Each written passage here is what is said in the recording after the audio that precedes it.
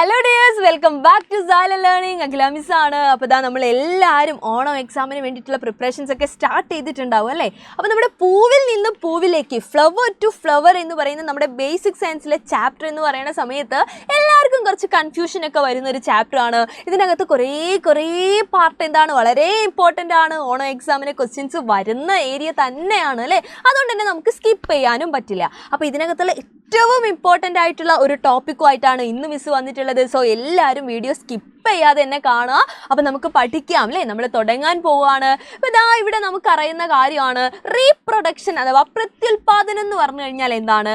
ഒരു ഓർഗാനിസം എന്ത് ചെയ്യാണ്, അതിൻ്റെ തുടർച്ച നിലനിർത്താനായിട്ട് അടുത്ത ജനറേഷൻ അല്ലെ, യങ് വൺസിനെ എന്ത് ചെയ്യണം, പ്രൊഡ്യൂസ് ചെയ്യണം. ആ പ്രോസസ്സിനെയാണ് നമ്മൾ എന്ത് പറയുന്നത്, റീപ്രൊഡക്ഷൻ അഥവാ പ്രത്യുൽപാദനം എന്ന് നമ്മൾ വിളിക്കുന്നത്. അപ്പം നമ്മുടെ പ്ലാന്റ്സിൻ്റെ കേസിൽ അതിൻ്റെ റീപ്രൊഡക്ഷന്, അതിൻ്റെ പ്രത്യുൽപാദനത്തിന് സഹായിക്കുന്ന പാർട്ട് എന്ന് പറയുന്നത് ഫ്ലവേഴ്സ് ആണ്, അതിനകത്തുള്ള പൂക്കളാണ്. അപ്പോൾ ഭംഗിയുള്ള പൂക്കൾ അല്ലേ, പൂക്കൾ നമുക്ക് എല്ലാവർക്കും ഇഷ്ടമാണ്. ആ ഭംഗിയുള്ള പൂക്കളുടെ ഒരു ഫങ്ഷനാണ്, ഒരു ധർമ്മമാണ് എന്ത്, റീപ്രൊഡക്ഷൻ അഥവാ പ്രത്യുൽപാദനം എന്ന് പറയുന്നത്. സോ നമുക്ക് പറയാം flowers are the reproductive organ in plants അല്ലേ. ചെടികളിലുള്ള പ്രത്യുൽപാദനത്തിന് സഹായിക്കുന്ന അതിൻ്റെ ലൈംഗിക അവയവം എന്ന് പറയുന്നത് ഏതാണ്, നമ്മളുടെ പൂക്കളാണ് അഥവാ ഫ്ലവേഴ്സ് ആണ്. അപ്പം എങ്ങനെയാണ് ഈ പൂക്കൾ നമ്മൾ ഈ പറഞ്ഞിട്ടുള്ള പ്രത്യുൽപാദനത്തിൽ അല്ലെങ്കിൽ റീപ്രൊഡക്ഷന് ഹെൽപ്പ് ചെയ്യുന്നത്, എങ്ങനെയാണ് അത് ആ ഫങ്ഷൻസ് നിർവഹിക്കുന്നത് എന്നുള്ളത് ഇറ്റ് ഈസ് വെരി ഇമ്പോർട്ടൻ്റ് അല്ലേ. നിർബന്ധമായിട്ടും നമ്മൾ പഠിച്ചിരിക്കേണ്ട ഒരു ഏരിയ ആണത്. നമ്മുടെ എക്സാമിന് എന്തായാലും ഒരു ക്വസ്റ്റ്യൻ നമുക്കതിൽ പ്രതീക്ഷിക്കാവുന്നതാണ്. അപ്പോൾ അതിലേക്കാണ് ഇതാ നമ്മൾ പോകുന്നത്. സോ അതിന് മുമ്പേ ഇതാ മിസ് ഒരു കാര്യം ഓർമ്മിപ്പിക്കുകയാണ്. നമ്മുടെ മക്കളെല്ലാവരും വജ്ര ബാച്ചിൽ ജോയിൻ ചെയ്തിട്ടുണ്ടല്ലോ അല്ലേ. അപ്പോൾ ആരെങ്കിലും ജോയിൻ ചെയ്യാൻ ബാക്കിയുണ്ടെങ്കിൽ ദാ ഈ കാണുന്ന നമ്പറിൽ കോൺടാക്ട് ചെയ്തിട്ട് പെട്ടെന്ന് തന്നെ അഡ്മിഷൻ എടുക്കുക. മക്കൾക്കറിയാം അവിടെ എന്താണ്, ആ ഒരു ബാച്ചിൽ ജോയിൻ ചെയ്ത് കഴിഞ്ഞാൽ റിയലി അത് എന്താണ്, വളരെ ബെനിഫിറ്റ് ഉണ്ടാക്കും നിങ്ങൾക്ക്. അത് മാത്രമല്ല വളരെ കളർഫുള്ളായിട്ട്, വളരെ എനർജറ്റിക് ആയിട്ട് നമുക്ക് അവിടെ കുറച്ചുകൂടെ അധികം കാര്യങ്ങൾ എന്ത് ചെയ്യാനുണ്ട്, പഠിച്ചെടുക്കാനുണ്ട്. സോ ആരെങ്കിലും ബാക്കിയുണ്ടെങ്കിൽ ഓണം എക്സാം ഒക്കെ വരുവാണ്, അവിടെ നമ്മുടെ റിവിഷനൊക്കെ ഇങ്ങനെ നടന്നുകൊണ്ടിരിക്കുകയാണ്, തകൃതിയായിട്ട് പെട്ടെന്ന് തന്നെ എന്ത് ചെയ്യുക, അതിൽ അഡ്മിഷൻ എടുക്കുക കേട്ടോ. നമ്മൾ തിരിച്ചു വരികയാണ് എങ്ങനെയാണ് ഫ്ലവേഴ്സ് നമ്മുടെ റീപ്രൊഡക്ഷനെ ഹെൽപ്പ് ചെയ്യുന്നത് എന്നല്ലേ പ്ലാന്റ്സിൽ. അപ്പോൾ ഇതാ നിങ്ങൾ നോക്കിയേ, നമ്മുടെ പൂവായി കഴിഞ്ഞു കഴിഞ്ഞാൽ പൂവിന് പൂമ്പൊടി ഉണ്ടായിരിക്കുമല്ലോ, നമ്മളെല്ലാവരും കണ്ടിട്ടുണ്ട്. ഇപ്പോൾ ഒരു ചെമ്പരത്തി പൂ കൺസിഡർ ചെയ്യുകയാണെങ്കിൽ അല്ലെ, ഒരു ഹിബിസ്കസ് ഫ്ലവർ നമ്മൾ നോക്കുകയാണെങ്കിൽ അതിനകത്ത് നമ്മൾ പൂമ്പൊടി കാണാറുണ്ട്. ദേ ഈ കാണുന്ന കുഞ്ഞു കുഞ്ഞു പൂമ്പൊടികൾ ഉണ്ടല്ലോ, ആ പൂമ്പൊടികളെ ഇനി മുതൽ നമ്മൾ വേറൊരു പേരിൽ വിളിക്കാൻ പോവുകയാണ്. നമ്മുടെ സയൻസ് സ്റ്റുഡൻസ് ആണ് അല്ലേ. സോ ഇനി മുതൽ നമ്മൾ അതിനെ വിളിക്കുന്നത് എങ്ങനെയാണ്, പരാഗരേണുക്കൾ അഥവാ പോളൻ ഗ്രെയിൻസ് എന്നാണ്. അപ്പോൾ ഇനി നമ്മുടെ കളിയൊക്കെ എന്ത് വെച്ചിട്ടാണ്, ഈ പറയുന്ന പരാഗരേണുക്കൾ അല്ലെ, പോളൻ ഗ്രെയിൻസ് വെച്ചിട്ടാണ്. ഒന്നുമില്ല, സിമ്പിളായിട്ട് നമ്മുടെ പൂവിലുള്ള പൂമ്പൊടിയാണ് നമ്മൾ എന്ത് വിളിക്കുന്നത്, പരാഗരേണുക്കൾ അഥവാ പോളൻ ഗ്രെയിൻസ് എന്ന് നമ്മൾ വിളിക്കുന്നത്. ഓക്കെ, ഇത് എന്തിനാ മിസ് പറഞ്ഞതെന്ന് അറിയാവോ? നമുക്ക് നോക്കാം അല്ലേ. നമ്മളിതാ ഫ്ലവേഴ്സിൻ്റെ പാർട്ട് പഠിച്ച സമയത്ത് എന്താണ് പാർട്ട് ഭാഗങ്ങൾ പഠിച്ചിട്ടുണ്ട്, ആൻഡ്രീഷ്യം ആൻഡ് ഗൈനീഷ്യം അല്ലേ, കേസരപുടവും ജനിപുടവും. അവിടെ ഇതാ ആൻഡ്രീഷ്യത്തിൻ്റെ കേസരപുടത്തിൻ്റെ ചിത്രമാണ് ഇവിടെ കൊടുത്തിട്ടുള്ളത്. അതിൽ നിങ്ങൾ നോക്കിയേ, എവിടെയാണ് നമ്മുടെ പൂമ്പൊടി കാണപ്പെടുന്നത്, അല്ലെങ്കിൽ പൂമ്പൊടിക്ക് പകരം നമ്മൾ പഠിച്ച പേരെന്താണ്, പോളൻ ഗ്രെയിൻസ് അല്ലേ, പരാഗരേണുക്കൾ. എവിടെയാണ് ഇത് കാണപ്പെടുന്നത്? നമ്മുടെ ആൻഡ്രീഷ്യത്തിൽ, നമ്മുടെ കേസരപുടത്തിൽ ദാ ഇങ്ങനെ ഇവിടെ കാണുന്ന ഈ യെല്ലോ കളറിലുള്ള ആളില്ലേ, പരാഗി അഥവാ ആന്തർ എന്ന് നമ്മൾ വിളിക്കുമല്ലേ അവരെ. ആ പരാഗിയിൽ, ആ ആന്തറിലാണ് ആക്ച്വലി എന്തുള്ളത്, നമ്മുടെ പോളൻ ഗ്രെയിൻസ് അഥവാ പരാഗരേണുക്കൾ കാണപ്പെടുന്നത്. ഈ പരാഗരേണുവിൻ്റെ, ഈ പോളൻ ഗ്രെയിനിൻ്റെ ഉള്ളിലായിട്ട് വളരെ പ്രൊട്ടക്റ്റ് ചെയ്ത് നിൽക്കുന്ന ആളാണ് ആര്, നമ്മുടെ മെയിൽ ഗമീറ്റ് അഥവാ പുംബീജം എന്ന് പറഞ്ഞത്. അപ്പം നമ്മുടെ റീപ്രൊഡക്ഷനിലേക്കാണ് നമ്മൾ വരുന്നത് അല്ലേ, പ്രത്യുൽപാദനത്തിലേക്കാണ് നമ്മൾ വരുന്നത്. അവിടെ നമുക്ക് ആവശ്യമുള്ള നമ്മുടെ മെയിൽ പാർട്ടാണ് ആര്, നമ്മളുടെ മെയിൽ ഗമീറ്റ് അഥവാ പുംബീജം എന്ന് പറയുന്നത്. അപ്പോൾ ഇതിൻ്റെ പൊസിഷൻ അല്ലേ, ഇത് എവിടെയാണെന്ന് ചോദിച്ചു കഴിഞ്ഞാൽ നമുക്ക് പറയാൻ പറ്റണം, നമ്മുടെ ആൻഡ്രീഷ്യത്തിൽ, നമ്മുടെ കേസരപുടത്തിൽ ആന്തർ അല്ലേ, പരാഗി എന്ന് പറഞ്ഞ ഭാഗത്താണ് ആര് കാണപ്പെടുന്നത്, പോളൻ ഗ്രെയിൻസ്, പരാഗരേണുക്കൾ കാണപ്പെടുന്നത് അല്ലേ, നമ്മുടെ പൂമ്പൊടി. അതിൻ്റെ ഉള്ളിലായിട്ടാണ് ആരുള്ളത്, നമ്മുടെ മെയിൽ ഗമീറ്റ് അഥവാ നമ്മുടെ പുംബീജം ഉള്ളത്. ഓക്കെ, അപ്പോൾ ഒരു സെറ്റ് നമ്മൾ അങ്ങനെ പഠിച്ചു വെച്ചു അല്ലേ. ഇനി നേരെ നമുക്ക് ഫീമെയിൽ പാർട്ടിലേക്ക് പോകണ്ടേ. ഫീമെയിൽ പാർട്ട് എന്ന് എന്ന് പറയുന്ന സമയത്ത് നമ്മുടെ ഗൈനീഷ്യം അല്ലേ, നമ്മുടെ ജന്നിപുടമാണ് നമുക്ക് വേണ്ടത്. അതിനും ഒരുപാട് ഭാഗങ്ങളുണ്ട് അല്ലേ. അതിൻ്റെ ഭാഗങ്ങൾ നോക്കുകയാണെങ്കിൽ ദേ ഇവിടെ സ്റ്റിഗ്മ എന്ന് പറയും നമ്മൾ, പരാഗണ സ്ഥലമുണ്ട്. അത് കഴിഞ്ഞ് ദാ ഇങ്ങനെ നീളത്തിൽ അല്ലേ സ്റ്റൈൽ അഥവാ ജനിദണ്ഡാണ്. അതും കഴിഞ്ഞാണ് നമ്മുടെ ഓവറി കാണപ്പെടുന്നത്, ഓവറി അല്ലേ, അണ്ഡാശയമുള്ളത്. അതിൻ്റെ അകത്ത് നമ്മുടെ ഒവ്യൂളുണ്ട്. അതിൻ്റെയും ഉള്ളിലായിട്ട് നിങ്ങൾ നോക്കണേ എത്രത്തോളം പ്രൊട്ടക്റ്റഡ് ആയിട്ടാണ് ഉള്ളതെന്ന് നിങ്ങൾ ആലോചിച്ച് നോക്കിയേ. അതിൻ്റെയും ഉള്ളിലായിട്ടാണ് ആരുള്ളത്, നമുക്ക് വേണ്ട നമ്മുടെ എഗ് അല്ലേ, നമ്മുടെ അണ്ഡം കാണപ്പെടുന്നത്. അപ്പം മെയിൽ പാർട്ടായിട്ടുള്ള മെയിൽ ഗമേറ്റ് പുംബീജത്തിന്റെ കാര്യം നമ്മൾ പറഞ്ഞു, അത് പോളൻ ഗ്രെയിൻസിലാണ് അല്ലേ, നമ്മളുടെ പരാഗരേണുക്കളിലാണുള്ളത്, പൂമ്പൊടിയിലാണുള്ളത്. അത് എവിടെയാണുള്ളത് എന്ന് ചോദിച്ചു കഴിഞ്ഞാൽ അത് ആന്തറിലാണ്, പരാഗിയിലാണ്. അത് എന്തിന്റെ ഭാഗമാണ്? ആൻട്രീഷ്യത്തിന്റെ അഥവാ കേസരപുടത്തിന്റെ ഭാഗമാണ് അല്ലേ.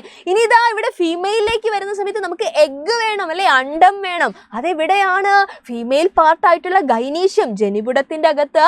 യെസ്, അവിടെ ഓവറി ഉണ്ട്, അതിൻ്റെ ഉള്ളിലായിട്ട് ഒവ്യൂളുണ്ട്, അതിൻ്റെ ഉള്ളിലായിട്ടാണ് ആരുള്ളത്? നമ്മുടെ അണ്ഡം അഥവാ എഗ് കാണപ്പെടുന്നത്. ഇനി നമ്മൾ എന്ത് ചെയ്യാൻ പോവാണ്?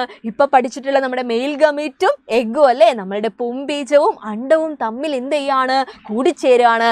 ആ ഫ്യൂഷനെ നമ്മൾ വിളിക്കുന്ന പേരാണ് ഫെർട്ടിലൈസേഷൻ അഥവാ ബീജസങ്കലനം. വെരി ഇമ്പോർട്ടൻറ്റ് മക്കളെ, ഓർത്ത് വെക്കുക. അതാ ഇവിടെ കാണുന്ന ആ റെഡ് കളറിലുള്ള ഭാഗമില്ലേ, മക്കളൊന്ന് വായിച്ചു നോക്കുക. എന്താണത്? Yes, fusion of male gamete with egg അല്ലേ. മെയിൽ ഗമീറ്റും എഗ്ഗും തമ്മിൽ എന്ത് ചെയ്യാണ്? കമ്പൈൻ ചെയ്യാണ്. അതായത് നമ്മുടെ പുംബീജവും അതുപോലെ തന്നെ നമ്മളുടെ എന്താണ് അണ്ഡവും തമ്മിൽ കൂടിച്ചേരുവാണ്. ആ പ്രോസസ്സിനെയാണ് നമ്മൾ എന്ത് വിളിക്കുന്നത്? ഫെർട്ടിലൈസേഷൻ അഥവാ ബീജസങ്കലനം എന്ന് നമ്മൾ വിളിക്കുന്നത്. അപ്പോൾ ഈ ഫെർട്ടിലൈസേഷൻ അല്ലെങ്കിൽ ബീജസങ്കലനം നടന്നാൽ മാത്രമാണ് നമ്മുടെ പ്ലാന്റ്സിൽ, നമ്മളുടെ ചെടികളിൽ ആരുണ്ടാവുന്നത്? ഫ്രൂട്ട്സ് ഉണ്ടാവുന്നത്. ഓക്കെ, നിങ്ങൾ ആലോചിച്ചേ, ആ ഫ്രൂട്ട്സിൻ്റെ അകത്ത് സീഡ് ഉണ്ടായിരിക്കും, ആ സീഡ് മുളച്ചിട്ടാണ് അടുത്ത ജനറേഷൻ ഉണ്ടാവുന്നത്. ഇപ്പം നിങ്ങൾക്ക് മനസ്സിലായോ? പ്രത്യുൽപാദനം, റീപ്രൊഡക്ഷൻ ആണ് അവിടെ നടക്കുന്നത് അല്ലേ. അപ്പോൾ അതിനകത്തുള്ള ഏറ്റവും ഇമ്പോർട്ടൻ്റ് ആയിട്ടുള്ള ഒരു ഭാഗമാണ് ഫെർട്ടിലൈസേഷൻ അഥവാ ബീജസങ്കലനം എന്ന് പറയുന്നത്. അപ്പോൾ ഫെർട്ടിലൈസേഷൻ അല്ലെങ്കിൽ ബീജസങ്കലനം നടന്നാൽ മാത്രമേ എന്തുണ്ടാവുന്നുള്ളൂ? ഫ്രൂട്ട്സ് ഉണ്ടാവുന്നുള്ളൂ. അത് നടക്കണമെങ്കിൽ നമുക്ക് മെയിൽ ഗമീറ്റും വേണം, എഗ്ഗും വേണം അല്ലേ, പുംബീജവും വേണം നമുക്ക്. അതുപോലെ തന്നെ എന്താണ്? അണ്ഡവും വേണം. ഇത് തമ്മിലുള്ള ഫ്യൂഷനെയാണ്, ഇത് തമ്മിൽ കൂടിച്ചേരുന്നതിനെയാണ് നമ്മൾ ഫെർട്ടിലൈസേഷൻ അഥവാ ബീജസങ്കലനം എന്ന് വിളിക്കുന്നത്. ഓക്കെ, അപ്പോൾ ഇതാ ഒരു ഹിബിസ്കസ് പ്ലാന്റ് അല്ലെങ്കിൽ ഒരു ചെമ്പരത്തിപ്പൂവിൻ്റെ ഭാഗം നമ്മൾ നോക്കിയാൽ നമുക്കറിയാം അല്ലേ. ഇവിടെ നിങ്ങൾ നോക്കിയേ, നമ്മുടെ ആൻട്രീഷ്യത്തിൻ്റെ ഭാഗമായിട്ടുള്ള പരാഗി ആന്തർ മിസ് കാണിച്ചു തന്നിട്ടുണ്ടായിരുന്നു അല്ലേ. അവിടെയാണ് ഈ യെല്ലോ കളറിലാണ് നമ്മുടെ ആര് കാണപ്പെടുന്നത്? നമ്മുടെ ഈ പറഞ്ഞിട്ടുള്ള പൂമ്പൊടി അല്ലേ. പൂമ്പൊടി എന്ന് പറഞ്ഞു കഴിഞ്ഞാൽ എന്താണ്? നമ്മളുടെ പോളൻ ഗ്രെയിൻസ്, പരാഗരേണുക്കൾ ഉള്ളത്. അവിടെ നിന്ന് ആ പോളൻ ഗ്രെയിൻസിന്റെ ഉള്ളിൽ, ആ പരാഗരേണുക്കളുടെ ഉള്ളിലാണ് മെയിൽ ഗമീറ്റ് ഉള്ളത് അല്ലെ, പുംബീജം ഉള്ളത്. അത് നമ്മളുടെ ഒവ്യൂളിനകത്തുള്ള അണ്ഡവുമായിട്ട് എഗ്ഗുമായിട്ടല്ലേ ഫ്യൂസ് ചെയ്യേണ്ടത്. സോ നിങ്ങൾ ആലോചിച്ച് നോക്കിയേ, ഈ പോളൻ ഗ്രെയിൻസ് ഇവിടെ നിന്ന് എവിടെ എത്തണം? നമ്മളുടെ സ്റ്റിഗ്മയിൽ അല്ലേ, പരാഗരേണുവിലെത്തണം, പരാഗണ സ്ഥലത്തെത്തണം. പരാഗരേണുക്കള് പരാഗണ സ്ഥലത്തെത്തണം അല്ലേ. അപ്പോൾ പോളൻ ഗ്രെയിൻസ് എവിടെ എത്തണം? സ്റ്റിഗ്മയിൽ എത്തണം. അവിടെ നിന്ന് നമ്മുടെ പോളൻ ഗ്രെയിൻസിനകത്തുള്ള, നമ്മുടെ പരാഗരേണുക്കൾക്കകത്തുള്ള മെയിൽ ഗമീറ്റ് എന്ത് ചെയ്യണം? പയ്യെ പയ്യെ പയ്യെ പയ്യെ ഇങ്ങനെ താഴേക്ക് വന്നിട്ട് നമ്മുടെ ഓവറിക്കകത്തുള്ള ഒവ്യൂളിനകത്തുള്ള എഗ്ഗുമായിട്ട്, അണ്ഡവുമായിട്ട് എന്ത് ചെയ്യുന്നത്? കൂടിച്ചേരുകയാണ് ചെയ്യുന്നത്. അപ്പോൾ ആ ഒരു പ്രോസസ്സ് ഇങ്ങനെ കണക്ട് ചെയ്ത് ഒരു ഫ്ലോ ചാർട്ട് പോലെ നമുക്ക് എന്ത് ചെയ്യാൻ പറ്റണം? ഓർത്ത് വയ്ക്കാൻ പറ്റണം. സിമ്പിളായിട്ട് ഓർക്കുക, ഇത്രയേ ഉള്ളൂ. പോളൻ ഗ്രെയിൻസ് അല്ലേ, പരാഗരേണുക്കൾ, നമ്മുടെ പൂമ്പൊടിയാണേ, അതിൻ്റെ ഉള്ളിലാണ് ആരുള്ളത് എന്ന് ഓർക്കുക? മെയിൽ ഗമീറ്റ് അല്ലെങ്കിൽ നമ്മുടെ പുംബീജം ഉള്ളത്. അതെവിടെയാണുള്ളത്? ആന്തറിൽ, പരാഗിയിലാണുള്ളത്. അപ്പൊ അവിടെ നിന്ന് നമ്മുടെ പോളൻ ഗ്രെയിൻസ്, പരാഗരേണുക്കൾ എവിടെ എത്തണം?